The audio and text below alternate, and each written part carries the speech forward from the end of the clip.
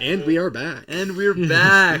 All right, so we're going to do a little NCAA indoor rundown here. We're going to do some picks and some sleeper picks. We'll start on the men's side we'll just go to the mile. Okay. We'll just assume that our audience wants to hear mile, 3K, 5K here. Right.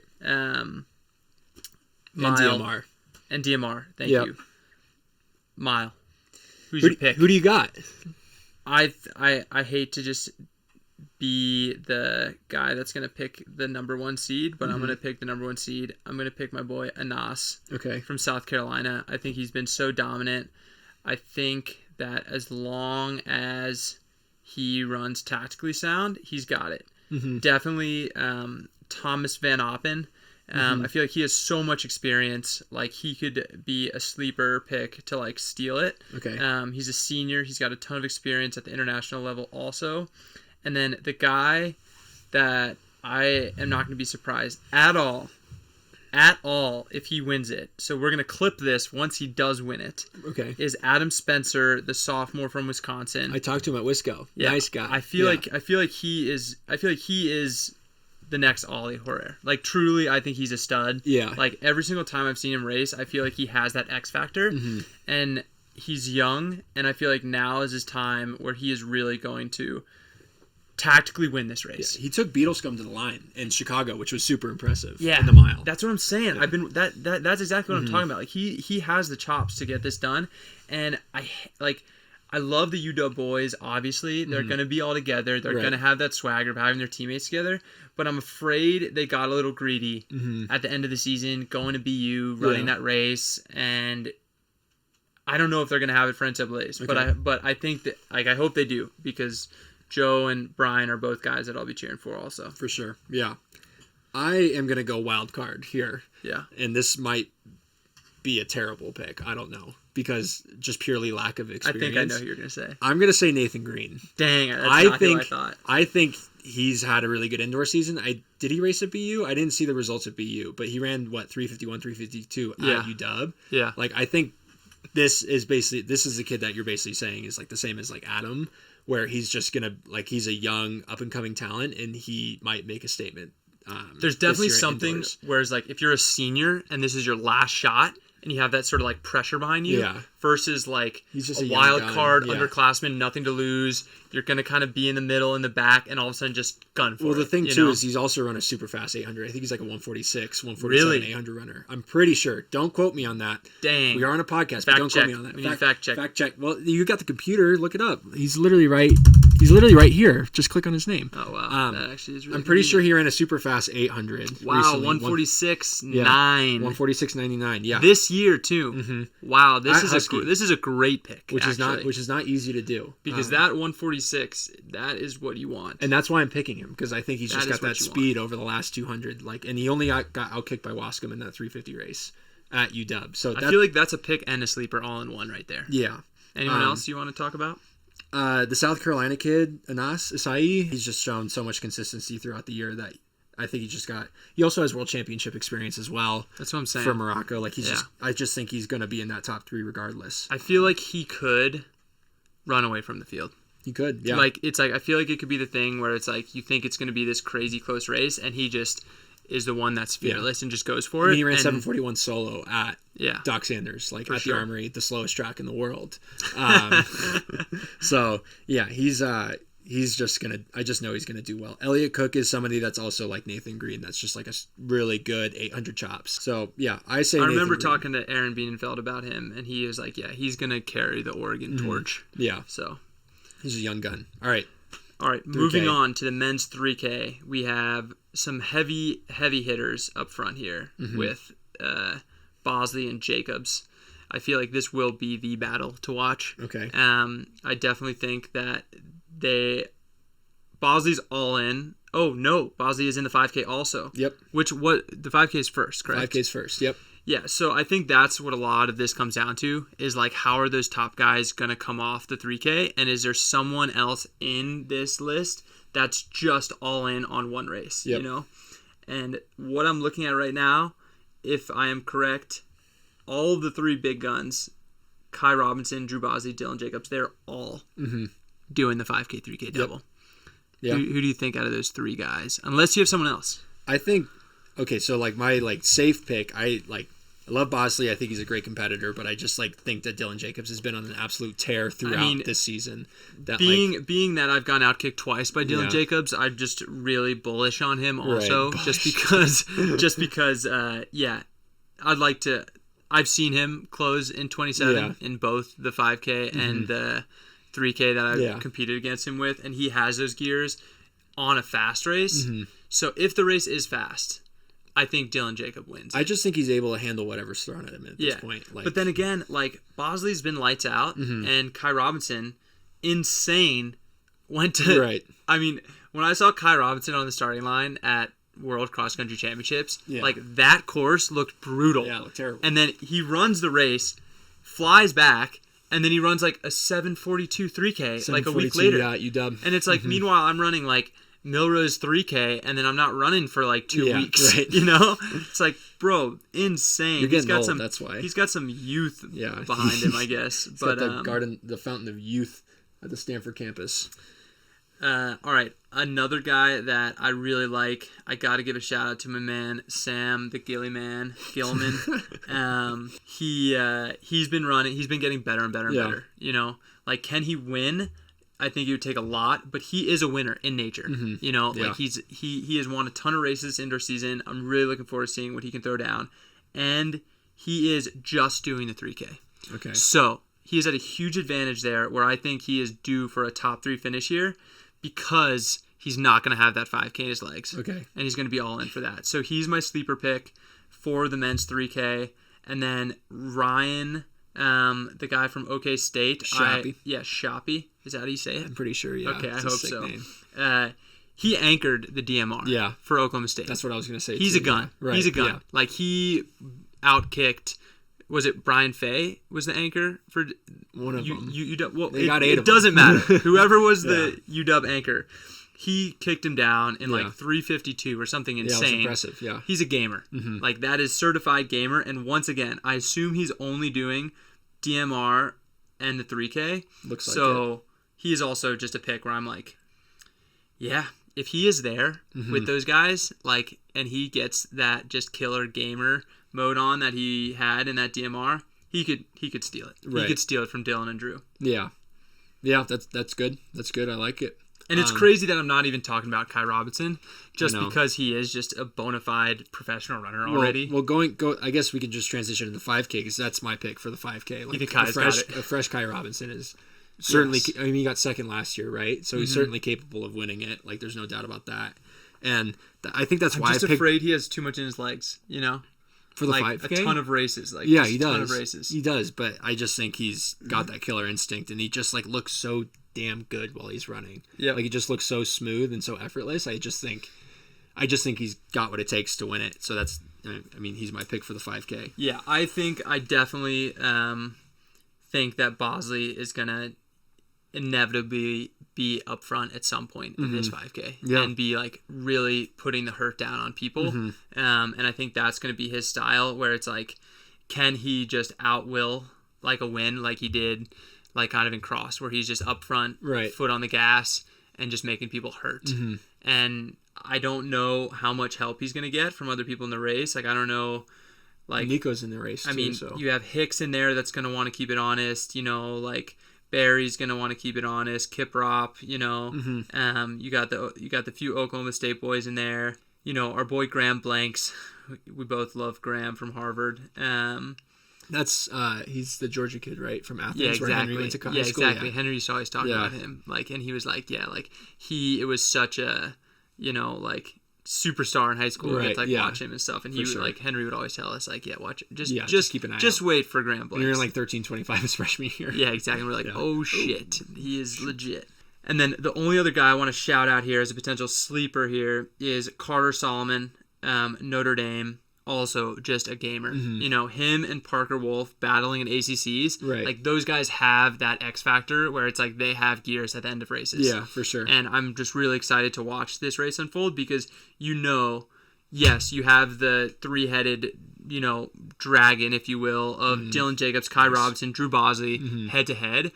But Carter and Parker, they're going to be there kicking with them. Mm-hmm. And it's just going to be a dogfight at the end of the day. Like, Ensa Blaze is a dogfight.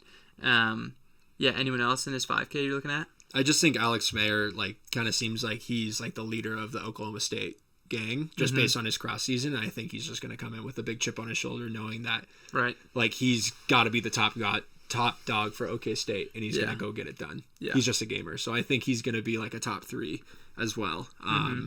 Possibly for the win. I honestly haven't watched too much of him this indoor season, so I don't know what kind of kick he's bringing. Yeah. But I know if it's going to be a hard race, he's going to be up there. Yeah. So it's kind of interesting that, like, we haven't even said Charles Hicks. You know? Yeah, he kicked my ass in Chicago. like it's crazy because like he coming off a cross, you would think he would be the favorite going into the 5K outdoors. You know? Yeah. Like, yes, he is, I would say, a bona fide cross-country 10K guy, but still, you would think that would translate into a surefire podium finish. Yeah, podium for sure. Yeah. Just seeing Kai Robinson. I mean, he just signed his pro contract already with Nike. Yeah, he's got the it factor for sure. But just seeing Kai Robinson run that 13:11 at BU in December, and then run 7:41 jogging again in the last couple weeks, it's just like again. It just seems like he's kind of like Stanford's top dog on the track. Mm-hmm. He's just run so well so many times at this point that I just can't count out Kai Robinson as the Stanford kid, you know? Yeah, absolutely. All right, moving on. The men's DMR, the most electric race of the NCAA weekend. Just you get one pick. You never know what you're going to get. All right. You just never know what you're going to get in this race. Parlay DraftKings style, you get one. We're not talking about this for much longer. You get one pick and a time, and if you win, you win. Who do you got? Man, this is tough. It's a good one. Klinger's going to be on the BU leg. That's the BYU leg. Yeah, the BYU leg. Yeah.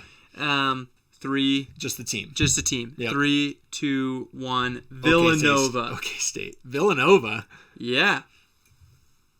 Sean Dolan. Oh, Charlie O'Donovan. Come on. That is a great team, and I feel like the favorites never win. I feel like the favorites never win the DMR. Look, Villanova's a great team. 920 is hard as shit, but I'm like 916. I want Adam Spencer on the anchor leg. He runs for Wisconsin. Yeah. So what does Villanova have I'm saying that I might have picked Wisconsin. Okay, right.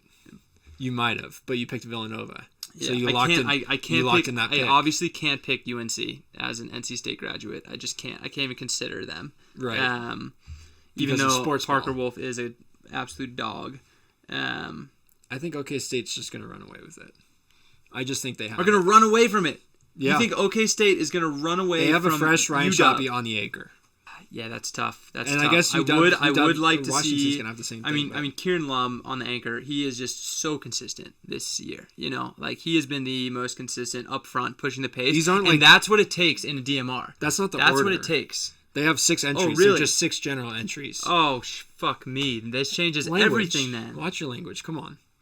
Yeah, these are just like you're allowed to enter up to 8 guys. And this changes everything. Okay, I'll take UW, Joe Wascom on the anchor. Done. Okay. Good job. I'm proud of you. Wow. OK State is just so good. I hear you. Okay, so here's what's going to happen. It's going to be UW. It's going to be UW taking home the win in the DMR as expected. And then as expected, our boy Ryan Shoppy. He's gonna be fucking mad. Like he's gonna be coming back with a vengeance in the mile. That's why I'm taking him in the mile. Okay. Then.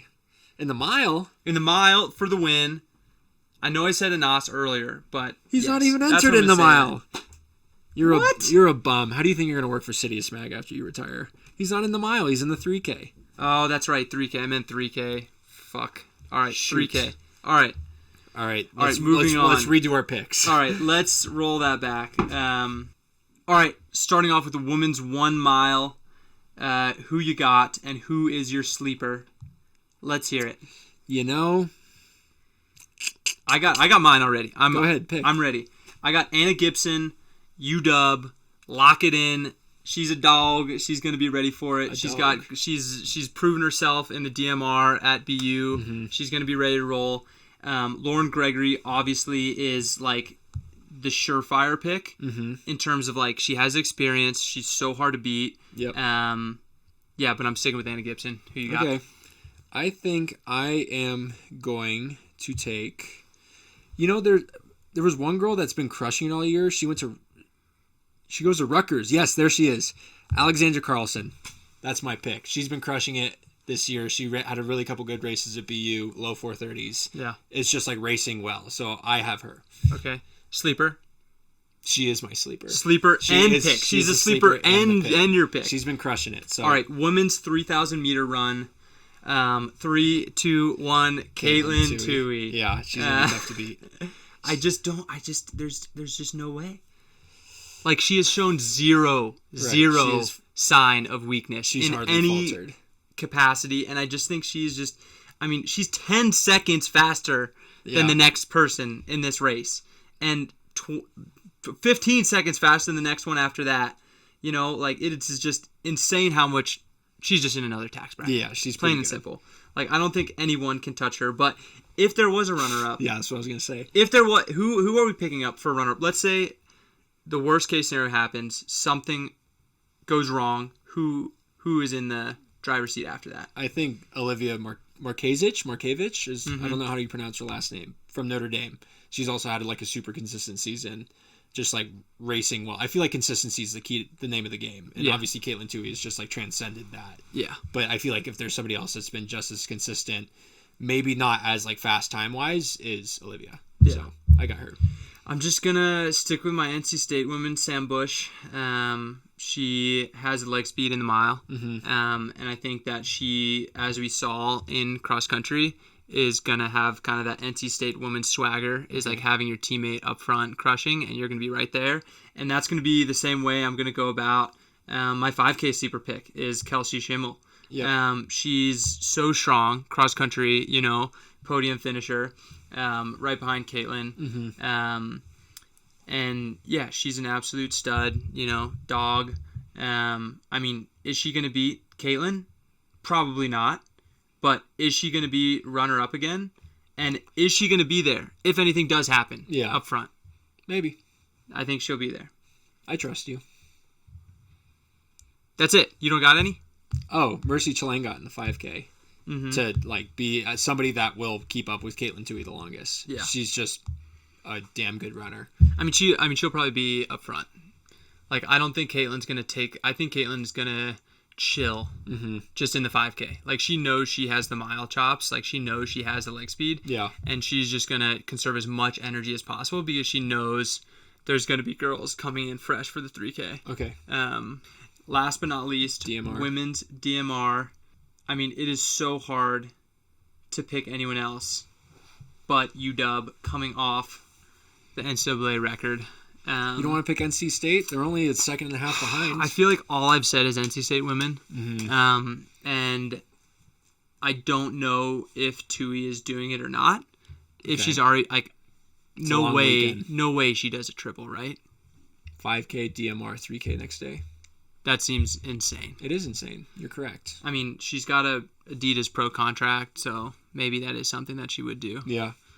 Nothing Depends on what the bonuses look like. You think there's bonuses in NLI deals? No, there's okay. No. Just straight NIL. Place. Yeah. What? Like you said. When you commit. All right, I'm going to go Arkansas for the win here. I'm going to go Lauren Gregory. What?